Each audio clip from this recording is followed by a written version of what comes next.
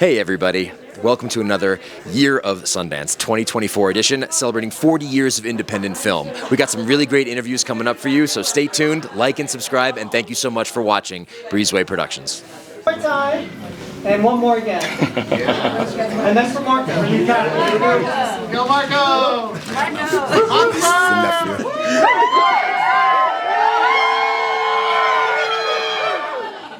But we're here at the Sundance Film Festival for the next film, Your Monster. So tell me a little about it. Well, it's a short story. It's kind of about a woman embracing rage, right? And she's going through a particularly rough time, and this monster from her past, from her childhood, sort of comes back into her life to coach her back to some form of health.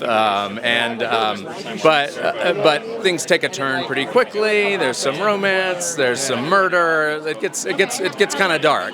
But really, I think more than anything, this is a kind of classic romance with some horror peppered in. Right on. Yeah. So tell me a little bit, like, how has your journey been since she's in Portland to this film? It's been a couple of years. Obviously, two very different characters. How did you fit into this one, being a monster, beast, creature type? I mean, I think the key with this was to not think too much about the monster thing. Caroline had a vision of just a kind of a witty, charming entity, but who just happened to be a monster. So I think the key to it was to not lean into, not play at being a quote unquote monster, and just be this sort of force that lives in this woman's closet and is trying to help her out. Awesome. Yeah.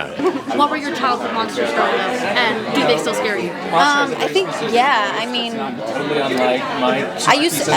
now I call them monsters, but I used to call them vampires because of this musical called Title of Show. That's about like the vampires in your head that are your insecurities. So it's the fear of never being able to achieve your dreams, or not being good enough to do the kinds of things that you set out to do, or letting your parents down after all the sacrifices that they make for you. Like those kinds of things are things that I think you work on, but you never fully conquer. So it's a work in progress, I'm sorry, I hope I didn't offend. I just don't really admire how Not offended at all, but that's her job. You're good. Real. I just have one question for you. So it's a good one. It's and again, okay. What did you learn most about your acting abilities after you performed in this role?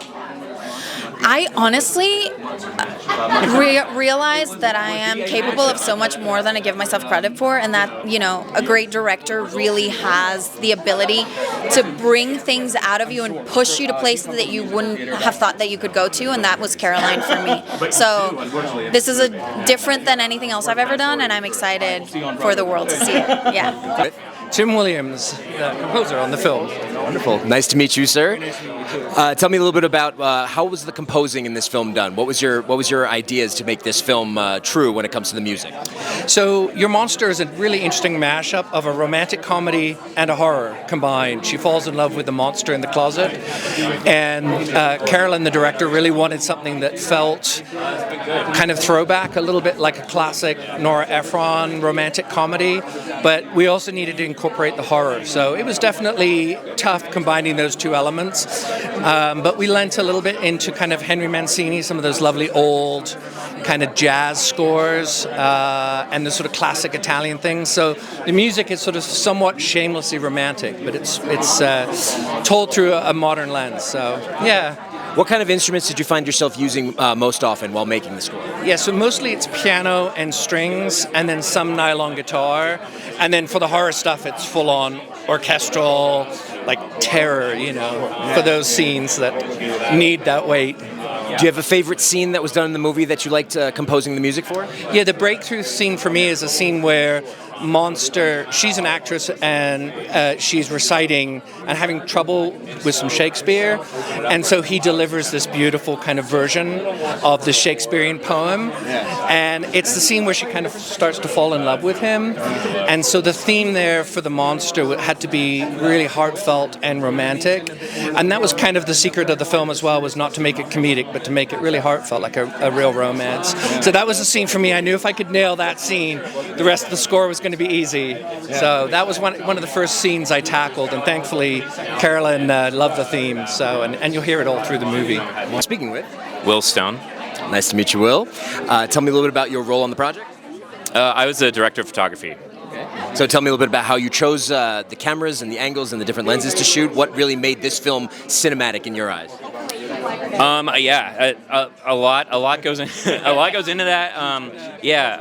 You know, working with the director from the beginning and like kind of establishing our relationship and kind of understanding what is valuable to her and what's valuable to the story and how can we pursue that. And I think also taking into consideration the amount of days we had to shoot and like budget constraints and things like that. I thought the Alexa 35 would be a really solid choice. As a couple new like 1.5 new stops in the highlights compared to the old Alexa, and then roughly another stop in the shadow. So like we had more range. We're in a dark, long, like shotgun kind of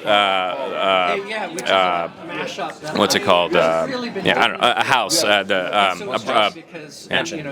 Stone, brownstone. Brownstone. Yes. Oh, okay. Sorry. No, it's fine. So we're in like a long brownstone, and like so we were like, how can we maximize our differences in levels of light in there? And I think that was great. And then we went with anamorphic lenses from LensWorks Rentals. They're custom. They're called Neo AOs. They're a brand new set of lenses that SteveNet LensWorks created, it's using some vintage glass and a new formula of that, and I think we were one of the first features to use them, and I love them. I think the look was so nice. It kind of fit into what we were going for, kind of like a nostalgic '90s like Panavision-esque, Panavision G Series-esque kind of look. Yeah. Right on. Is there a specific scene that you loved filming the most?